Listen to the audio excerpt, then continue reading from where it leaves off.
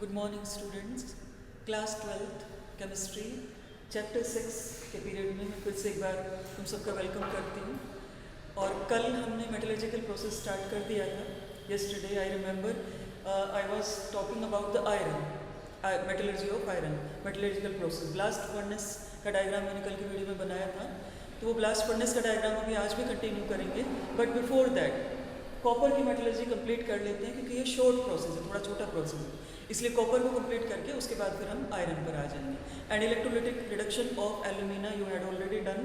तो अपनी यही 3 मेटलर्जी अपने सिलेबस में है, तो वही तीनों मेटलर्जिकल प्रोसेस हर कॉन्सेप्ट के साथ हमें क्लियर करनी।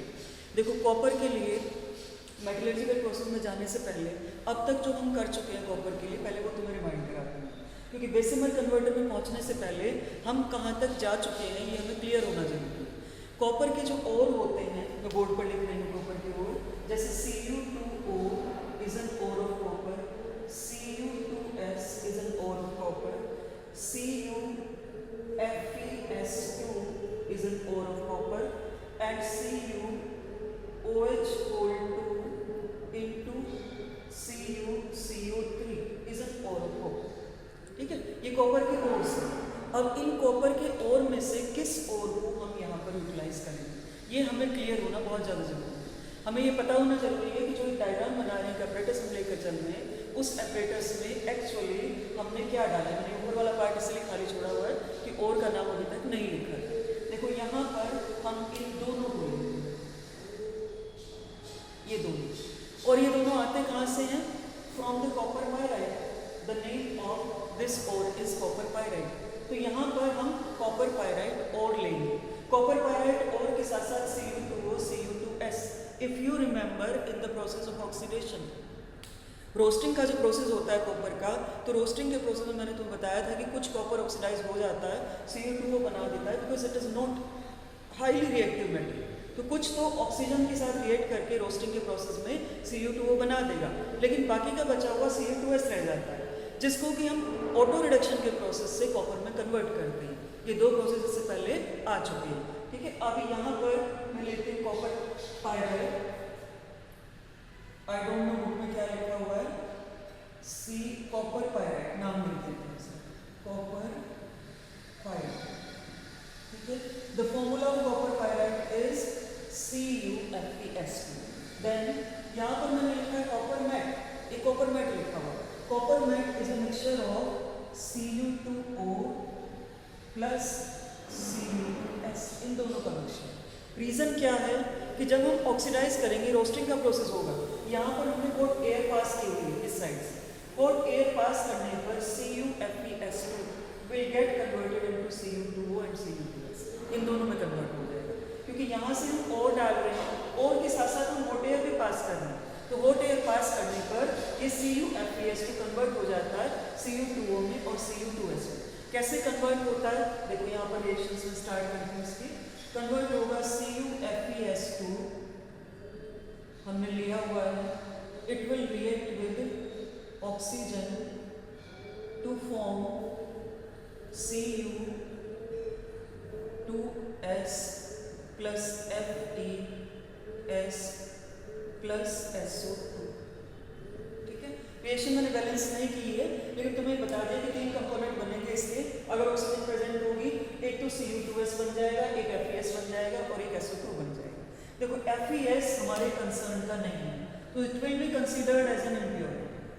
यहीं से डिफरेंशिएशन कर लेते हैं, क्योंकि FeS हमें नहीं बनाना है बेसिमर कन्वर्टर में, हमें Cu2S से करना है जो भी करना है, FeS को नहीं बनाना।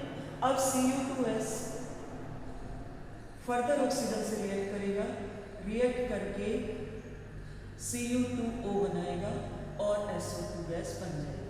ये रिएक्शन भी पहले आ चुकी है, रोस्टिंग के प्रोसेस में आ चुकी है, दोनों रिएक्शन आ चुके हैं रोस्टिंग के प्रोसेस में। ठीक है, Cu2S कन्वर्ट हुआ Cu2O में, क्योंकि सल्फाइड और पहले ऑक्साइड में कन्वर्ट होता है, उससे पहले रिड्यूस नहीं होगा जब तक ऑक्साइड में कन्वर्ट नहीं होगा।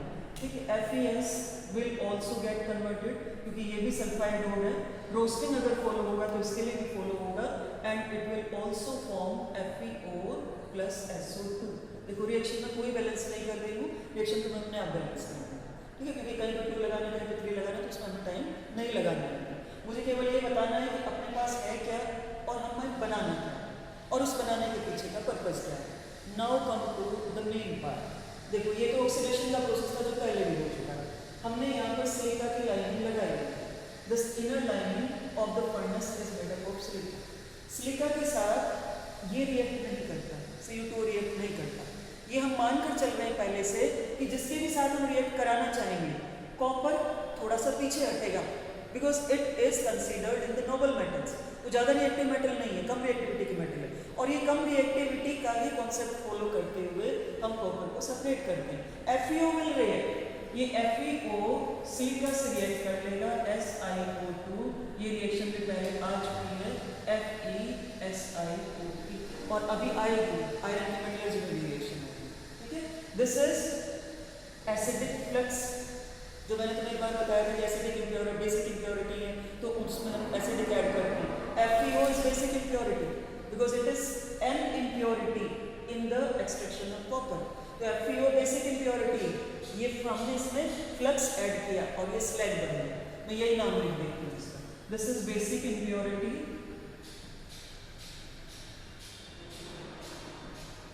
This is flux, acidic flux, क्योंकि हमने ऐड किया बाहर से, सिलिका की लाइन बनाई हुई बेसिमर कन्वर्टर की, and this is the slag. Iron silicate एक स्लैग की फॉर्म में बाहर निकल गया। ये बात आई समझ में? अच्छा, अब उसके बाद आते हैं, देखो ये मोल्टन कॉपर, यहाँ पर कॉपर मेल्ट स्टेट में आता है। इम्प्योरिटीज कहाँ है? मैं जो FeSiO3 की बात कर रही हूँ, FeSiO3 का वो ऊपर ही रहेगा, ऊपर ही रहेगा। यहाँ पर FeSiO3 है, FeSiO3 मेल्ट नहीं हो पाएगा। कल भी हमने इसके बारे में डिस्कस किया था that there is a difference in melting point between the metal oxide और metal sulphide and the impurities. Impurities के मेल्टिंग पॉइंट में डिफरेंस होता है, तो मेल्ट नहीं हो पाएगी, कॉपर मेल्ट हो जाएगा। कॉपर कैसे मेल्ट होगा? अभी तो बनाना है कॉपर, हमने बनाई नहीं कॉपर अभी। अब कॉपर कैसे बनेगा? देखो अपने पास Cu2S है और अपने पास Cu2O भी बन चुका है, तो अब ये दोनों आपस में रिएक्ट करेंगे। Cu2O प्लस Cu2S दोनों ने आपस में रिएक्ट किया, रिएक्ट करके इन्होंने बनाया 6Cu प्लस SO2। अब तुम सोचोगे ये रिएक्शन मैंने क्यों बैलेंस करी? Because this is very important reaction. Already it has come in the process of auto reduction. एक और बार रिएक्शन आ गई कॉपर की मेटलर्जी, बहुत ज़्यादा इंपॉर्टेंट रिएक्शन है, क्योंकि कॉपर ऑक्साइड पूरी तरह बन नहीं पाता, तो जो बचा हुआ कॉपर सल्फाइड है वो उससे रिएक्ट करके सल्फर डाइऑक्साइड बना लेता है और कॉपर अपने पास आ जाता है। यहाँ पर जो कॉपर अपने पास आया, this is called blister copper. एक नंबर के क्वेश्चन में यही पूछ लेते हैं, what is blister copper. Answer तुम्हें क्या करना है? The copper formed after the auto reduction of Cu2O and Cu2S, ठीक है, by the removal of sulfur dioxide gas is called blister copper। अब ये जो ब्लिस्टर कॉपर बना है, देखो कल मैंने तुम्हें रिफाइनिंग का प्रोसेस बताया था कि कॉपर में इलेक्ट्रोलाइटिक रिफाइनिंग फॉलो की जाती है। जो इम्प्योर कॉपर होता है उसका एनोड बनाते हैं, जो प्योर कॉपर होता है उसका कैथोड बनाते हैं। अब हम इलेक्ट्रो रिफाइनिंग के प्रोसेस में जाएंगे और इस कॉपर से हम प्योरिफाइड कॉपर बना लेंगे। ये बात समझ में आ गई? ये अपना बेसिमर कन्वर्टर की रिएक्शन थी। And bessemerization reaction, bessemerization process involves roasting of the copper ore. क्या क्या होता है इसके अंदर? रोस्टिंग की हॉट एयर पास कर रहे हैं, रोस्टिंग एंड ऑटो रिडक्शन, ये दो काम होते हैं, roasting and auto reduction Bessemer में, क्योंकि ये भी पूछते हैं क्वेश्चन कि which are the processes which are taking place inside the Bessemer converter. तुम्हें क्लियरली पता होना चाहिए कि रोस्टिंग हो रही है क्योंकि ऑक्सीडेशन हमने दिखाया है रिएक्शंस में, ठीक है, और उसके साथ साथ ऑटो रिडक्शन हो रहा है, ये भी हमने दिखाया है रिएक्शन कि ऑटो रिडक्शन हो रहा है, ब्लिस्टर कॉपर बन रहा है यहाँ पर। So this is about the Bessemerisation और बेसिमर कन्वर्टर। इस एपरेटस का नाम बेसिमर कन्वर्टर। अब एक चीज मैंने और लिखी हुई है बेटा बोर्ड पर, हाइड्रोमेटलर्जी, और इस पर भी क्वेश्चन पूछा जाता है, इसलिए इसको भी नेग्लेक्ट नहीं किया जा सकता, इग्नोर नहीं किया जा सकता। हाइड्रोमेटलर्जी में क्वेश्चन क्या पूछा जाता है? How to obtain copper from low grade ore. Copper के लो ग्रेड ओर से कॉपर को कैसे बनाया जाएगा? अब लो ग्रेड ओर का मतलब क्या है यहाँ पर? लो ग्रेड ओर का मतलब है कि जिसमें इम्प्योरिटीज मेजॉरिटी में है और कॉपर बहुत स्मॉल अमाउंट में। किसी भी फॉर्म में हो सकता है, किसी भी इनमें से किसी भी फॉर्म में हो सकता है। Copper is in very small amount, copper is present in small amount and impurities are present in larger amount. उस केस में हम क्या करते हैं, देखो कॉपर को हम रिएक्ट कराते हैं आयरन के सॉल्ट के साथ। आयरन के सॉल्ट के साथ वैसे रिएक्ट कराने की जरूरत नहीं पड़ती। क्यों नहीं जरूरत पड़ती, आयरन का सॉल्ट ऑलरेडी बन जाता है। अगर कॉपर पायराइट अपने पास है तो आयरन तो बनेगा ही, और ये आयरन यहाँ पे Fe+2 स्टेट नहीं बनाएगा, ठीक है। तो जो कॉपर ऑब्टेन होगा वो आयरन +2 से रिएक्ट करके यहाँ पर कॉपर आयन बनाएगा Cu2 प्लस Fe सॉलिड बन जाएगा। ये बात आई समझ में। कॉपर यहाँ पर प्रेजेंट है, नहीं सॉरी मैंने उल्टा लिख दिया, कॉपर आयनिक फॉर्म में प्रेजेंट है और आयरन हम सॉलिड लेंगे, दोनों का रिवर्स कर दिया। आयरन हम सॉलिड लेंगे इस केस में और कॉपर हम 2+ लेंगे। कॉपर सॉलिड बनेगा और आयरन यहाँ पर 2+ स्टेट में बन जाएगा। ये बात आई समझ में। अब जो कॉपर बना, ठीक है, ये कॉपर अपना रिएक्ट करेगा Cu2O प्लस H2 से रिएक्ट करके कॉपर आयन और प्लस 2H आयन, नहीं गलत हो गई अच्छी,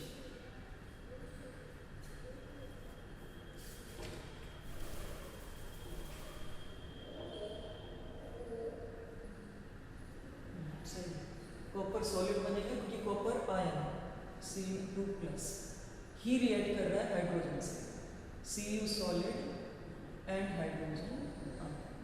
देखो मिस्टेक क्या हो गई थी कि मैंने हाइड्रोजन को इसके साथ रिएक्शन करा के देख लिया था, जबकि आयरन और हाइड्रोजन दोनों ही रिड्यूसिंग एजेंट की तरह से काम कर रहे हैं। कॉपर यहाँ पर ऑक्सीडाइज्ड स्टेट में है, आयरन ने इसको रिड्यूस किया कॉपर सॉलिड। हाइड्रोजन भी एक रिड्यूसिंग एजेंट है, जो मेरे दिमाग से निकल गया उस time. Hydrogen is also reducing agent, hydrogen भी इसको रिड्यूस करके कॉपर सॉलिड में कन्वर्ट करेगा और अपने आप ऑक्सीडाइज हो जाएगा। दोनों अपने आप ऑक्सीडाइज हो रहे हैं और इसको रिड्यूस कर रहे हैं। So in those copper ores where amount और percentage of copper is very less, we only utilize iron solid or hydrogen gas to reduce the copper ion, क्योंकि copper ion में Cu2O भी हो सकता है, copper ions में copper sulfide भी हो सकता है, copper pyrite भी हो सकता है, copper hydroxide भी हो सकता है, कोई भी हो सकता है। उसमें हमने आयरन और हाइड्रोजन की रिएक्शन कराई, रिएक्शन कराने पर हमें कॉपर सॉलिड फॉर्म में मिल जाएगा और ये दोनों अपनी ऑक्सीडाइज्ड फॉर्म में आ जाएंगे। तो अगर हमसे पूछा जाए कि how to obtain copper from the low grade copper ore, तो लो ग्रेड कॉपर ओर का मतलब ये नहीं कि हम मतलब कोई इंफीरियर वाला वो है, उसमें लो ग्रेड से मतलब है low percentage of copper, less percentage of copper is there. ये बात क्लियर हुई। तो ये अपनी कॉपर की मटेरियल्स है।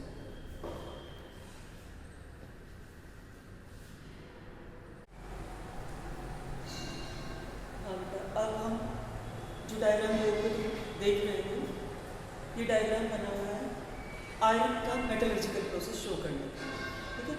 आयरन का क्योंकि एक बड़ी फर्नेस के अंदर, बहुत बड़ी फर्नेस के अंदर, फर्नेस भट्टी बोलते हैं हिंदी में, बड़ी फर्नेस के अंदर इसका प्रोसेस कंटिन्यू कराया जाता है after the oxidation of the ore. Concentration of the ore पहले हो चुका होता है, ऑक्सीडेशन ऑफ द ओर मतलब रोस्टिंग पहले हो चुकी होती है, और रोस्टिंग के बाद का जो प्रोसेस है वो इस ब्लास्ट फर्नेस में कंप्लीट कराया जाता है, ठीक है। तो मैं यहाँ पर लिख देती हूँ extraction of iron and it is done in blast furnace.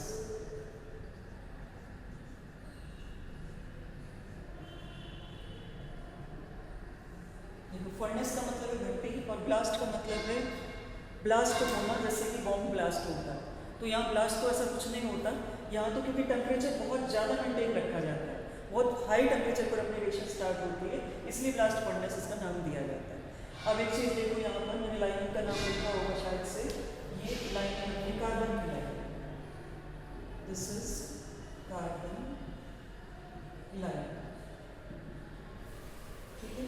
बाहर वाला जो पार्ट है ये स्टील का बना है, स्टील शीट, ठीक है।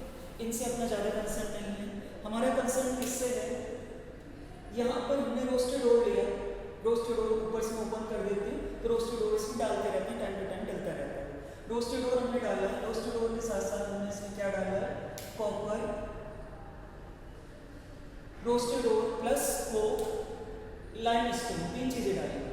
रोस्टेड ओर में ये तीनों पार्ट प्रेजेंट होता है। ठीक है, पहले ये देखो कि रोस्टेड ओर हमने किसको बोला है, आयरन की जो ऑक्सीडाइज्ड फॉर्म है, जैसे कॉपर की जो ऑक्सीडाइज्ड फॉर्म थी उसको हमने रोस्टेड ओर बोला था। रोस्टिंग का यहाँ पर मतलब है ऑक्सीडेशन प्रोसेस के बाद वाला पार्ट। तो ऑक्सीडेशन के बाद आयरन की ऑक्सीडेशन से 3 कंपाउंड बनते हैं। FeO सबसे पहला कंपाउंड है जो बनता है, Fe2O3 दूसरा कंपाउंड है जो बनता है, Fe3O4 इन दोनों के मिक्सचर से बनता है। देखो मैं तीनों की रिएक्शन में लिख के दिखाता हूँ, बस इसका पार्ट नहीं है मेटलर्जी का। आयरन का अगर हम ऑक्सीडेशन करेंगे तो Fe जब केवल O2 से रिएक्ट करें इट विल फॉर्म FeO, ये अपना कंपाउंड बनाता है FeO। ठीक है, अब आयरन अपना रिएक्ट कर रहा है FeO प्लस O2 2Fe, ये भी बनाएगा Fe2O3। ये पहला ऑक्साइड है, दूसरा ऑक्साइड। ठीक है, रिएक्शन बैलेंस कर लेंगे। Fe2O3 इसको 2 कर दो, यहाँ पर 4 कर दो, तो अपना शायद मुझे लगता है काम चल जाएगा। 2Fe2O3। थर्ड ऑक्साइड जो अपना बना है FeO plus Fe2O3 to give Fe3, इसलिए मैंने सारे लिखे तीनों के तीनों। ये बात समझ में आई? कहाँ से आया ये पार्ट, ये जो लिखा हुआ है, this roasted part we had already done, we had already heated copper pyrite और hematite ore in the presence of excess of oxygen and we get all these 3 parts। ठीक है, ये पहले रिडक्शन जोन है, लेकिन मैं रिडक्शन जोन की reaction नहीं लिखूंगी पहले। सबसे पहले मैं रिएक्शन किसकी लिखूंगी, सबसे पहले मैं रिएक्शन लिखूंगी अपने, जिसमें अपना कार्बन मोनोऑक्साइड बन रहा होगा, हमने कार्बन लिया होगा इसमें। ठीक है, ये हमने कार्बन लिया है, कार्बन डाइऑक्साइड प्लस कार्बन, लेकिन कार्बन बनते हुए भी बताना पड़ेगा, कार्बन डाइऑक्साइड बनते हुए बताना पड़ेगा। वो कंबशन जोन की रिएक्शन, मैं पहले वही रिएक्शन लिखती हूँ। देखो कंबशन जोन का मतलब इसमें कंबशन हो रहा है, कार्बन पूरी तरह बर्न हो रहा है। The first reaction is C+O2 to give CO, this is first reaction। second reaction is CO plus O2 to give CO2, this is second reaction। ये कंबशन जोन की रिएक्शन है, क्योंकि जो सिलिकॉन जो हमने लाइनिंग बनाई हुई है कार्बन की, वो लाइनिंग ऑक्सीजन से रिएक्ट करके हॉट एयर में पास कर रही है, तो ऑक्सीजन से रिएक्ट करके कार्बन मोनोऑक्साइड बनाती है और कार्बन डाइऑक्साइड बना देती है। अब जो कार्बन मोनोऑक्साइड है, ये कार्बन मोनोऑक्साइड यहाँ पर यूटिलाइज होगी as a reducing agent plus CO plus CO। तो पहले हमें ये पता होना चाहिए कि कार्बन मोनोऑक्साइड आए कहाँ से, because carbon monoxide is playing the key role, यही रिड्यूसिंग एजेंट का काम कर रही है। हम और के पास कार्बन को लेकर नहीं गए, हमने क्या किया, कार्बन मोनोऑक्साइड से ही उसको रिएक्ट कराया। अच्छा, अब दूसरी चीज ये CO2 मैंने यहाँ लिखा हुआ था, इसका लिखने के पीछे रीजन क्या था कि ये CO2 जो बनी हुई है, it also FeO plus CO2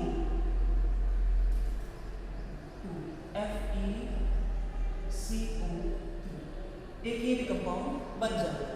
ठीक है, अच्छा अब हम आते हैं अपने दूसरे जोन की तरफ। पहले रिडक्शन जोन को ही कर लेते हैं क्योंकि अपना काम यही है। ऑक्साइड हम ऑलरेडी बना चुके हैं, ऑक्साइड पहले बन चुके हैं रोस्टेड ओर की फॉर्म में, कार्बन मोनोऑक्साइड इस रिएक्शन में अपनी बन गई। तो कार्बन मोनोऑक्साइड को यूटिलाइज कर लेते हैं। यूटिलाइज करने पर ये किसमें कन्वर्ट होगा, कार्बन मोनोऑक्साइड के साथ it will give Fe2O3 plus CO2, it will give FeO plus CO2 and ultimately it will form iron plus CO। ये बात आई समझ में? तो तीनों के लिखने के पीछे का रीजन क्या था, देखो इससे ये बना था और इन दोनों से ये बना। तो पहले ये Fe और Fe2O3 बनाएगा और Fe और Fe2O3 बनने के बाद फिर वो आयरन में कन्वर्ट होगा। अच्छा, अब यहाँ की रिएक्शन आओ, क्योंकि हमने कैल्शियम कार्बोनेट भी लिया है।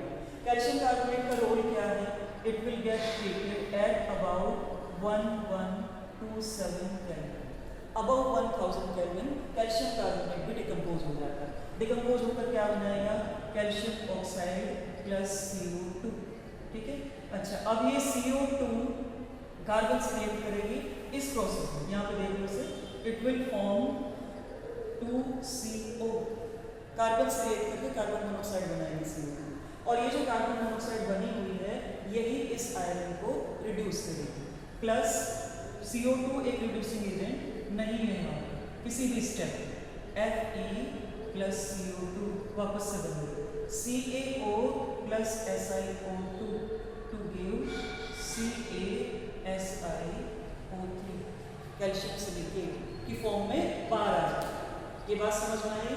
अब ये जो हर एक स्टेप की रिएक्शन है बेटा, नीचे से यहाँ से ब्लास्ट फर्नेस में एक बार देखो, हमने बोट एयर पास की, सबसे पहले रिएक्शन क्या होती है बोट पे कोई ये सीक्वेंस मैंने बोर्ड पे इसके अकॉर्डिंग लिखी है जो यहाँ पे है, बट अपने यहाँ से नीचे से चलते हैं सीक्वेंस।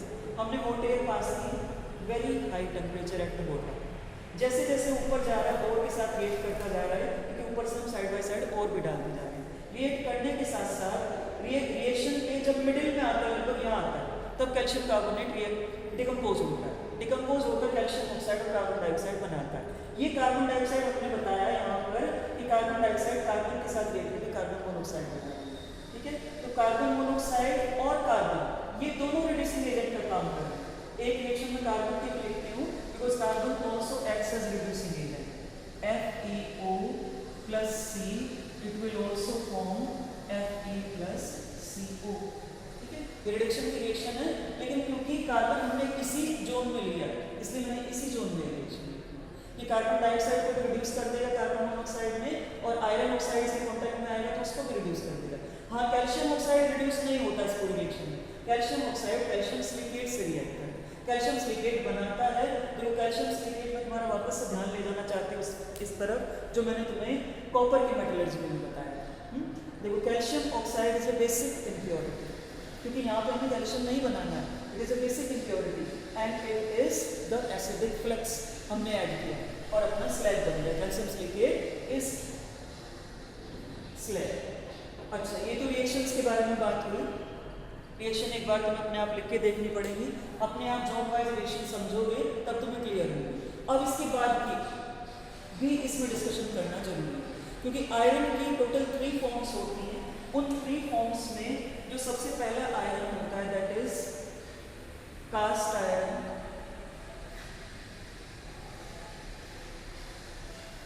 एक रोट आयरन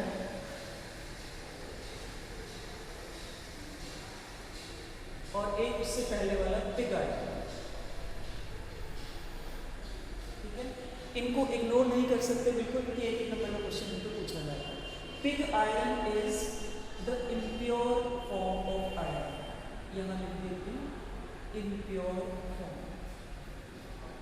सबसे ज्यादा इम्प्योर फॉर्म होती है जो आयरन यहाँ बना, दिस आयरन मेल्ट फॉर्म में, ये जो मेल्ट आयरन हम यहाँ से ले रहे हैं मोल्टन।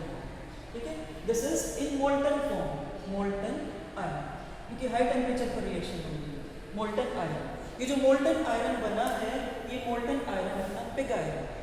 ठीक है, अब इस पिग आयरन को कास्ट आयरन में कन्वर्ट किया जाता है।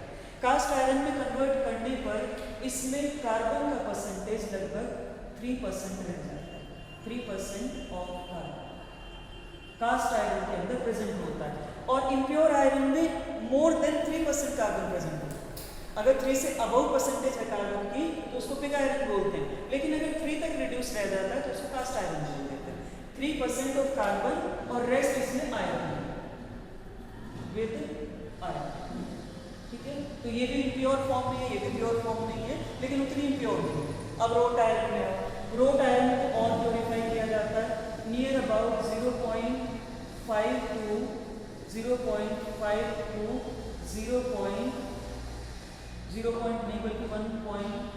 1.2% तक इसके अंदर कार्बन प्रेजेंट है।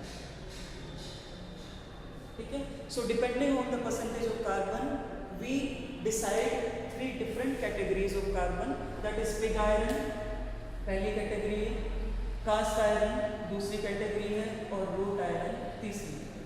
ठीक है, जो और हमने यहाँ पर यूटिलाइज किया है roasted ore, the name of the ore is haematite ore. Haematite ore. ठीक है, हीमेटाइट के अलावा और किसी और को ब्लास्ट फर्नेस में नहीं लेते। अगर किसी दूसरी फॉर्म में भी आयरन प्रेजेंट है तो पहले उसको हीमेटाइट में कन्वर्ट कर लेते हैं, आयरन क्लोराइड में कन्वर्ट करते हैं, और उसके बाद अपना मेटलर्जिकल प्रोसेस कंटिन्यू रहता है। जो क्वेश्चन इसमें मैंने तुम्हें आंसर देने से उस टाइम मना कर दिया था, अब वो क्वेश्चन बताते हैं तुम्हें, why carbon monoxide is being utilised as a reducing agent though we have carbon in plenty of amount. Carbon की हमने पूरी लाइनें बनाई हुई है, उसके बाद भी कार्बन मोनोऑक्साइड क्यों एक रिड्यूसिंग एजेंट का काम करते हैं। ठीक है, कार्बन मोनोऑक्साइड देखो कहाँ पर बन रही है। कार्बन मोनोऑक्साइड अपनी बन रही है यहाँ मेल्ट जोन। टेम्परेचर कितना है 1573 से 1773 केल्विन। ठीक है, अच्छा कार्बन अपना कहाँ पर यूटिलाइज हो रहा है 1773 से 2173 पर अपना कार्बन अवेलेबल है। ठीक है, उसके बाद ये कार्बन मोनोऑक्साइड में कन्वर्ट हो रहा है। तो लो टेम्परेचर पर in comparison to the carbon at low temperature, carbon monoxide can be utilized as a reducing agent. Therefore, carbon monoxide is the main reducing agent in blast furnace because the temperature is very high. At very high temperature, we are providing hot air. In this condition, the carbon will get easily converted into carbon monoxide and carbon dioxide.